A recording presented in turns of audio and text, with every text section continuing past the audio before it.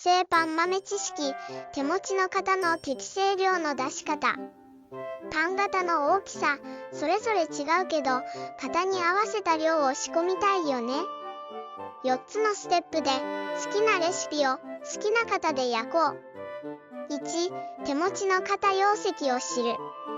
2、型に合わせた生地量を出す。3、粉量を出す。4、各材料の分量を出す。ステップ1、手持ちの型容積を知る。測って容積を計算しても良いけど、ハートとか複雑な形は無理だよね。そんな時は、はかりと水とナイロン袋用意してね。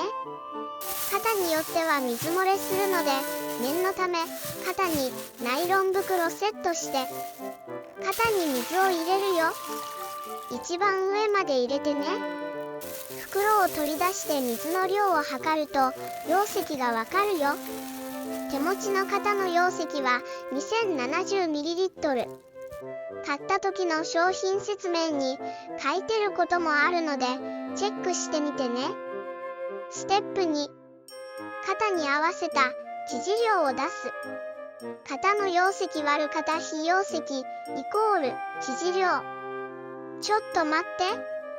型非容積って何？型非容積は型に対しての生地量のこと。型非容積3は型の3分の1の生地量。型非容積4は型の4分の1の生地量。ちなみに型非容積の値が小さいと生地があふれたり詰まってずっしりしたパンに。逆に値が大きすぎると角食では蓋まで生地が膨らまない状態になります。一般的な型非容積は山形食パンは型非容積 3.5 から 3.7。角食は型非容積 3.8 から 4.0。例えば角食を作る場合は型の容積割る型非容積イコール生地量。さっき出した型容積が 2070ml。 角食の型非容積を4で計算するとしたら 2070÷4 イコール 517.5。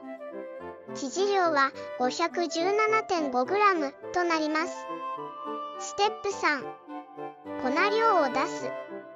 生地量割る合計ベーカーズパーセントイコール粉量。ベーカーズパーセント BP って何？粉総量 100% に対する他材料の割合だよ。レシピに書かれてるの見かけるよね。これを全部足したのが総ベーカーズパーセント。生地量割る合計ベーカーズパーセントイコール粉量。先ほど出した生地量が 517.5g。参考レシピの総ベーカーズパーセントが 186%。517.5 割る 186% イコール 278.2。粉量は278。生地を扱う中で多少生地量が減ってしまいます。それを見越して多めの値に繰り上げます。今回は切りの良い数字で 300g を適正生地量とします。ステップ4、各材料の分量を出す。適正粉量×各材料のベーカーズパーセント各材料の分量。適正粉量が 300g だった場合の塩の量は 300×2% イコール 6g となります。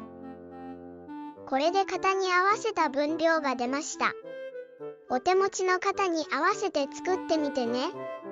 次回はフランスパン生地を使った山形食パンパンドミを作ります。この動画が良かったらグッドボタン、チャンネル登録お願いします。最後までご視聴ありがとうございました。またね。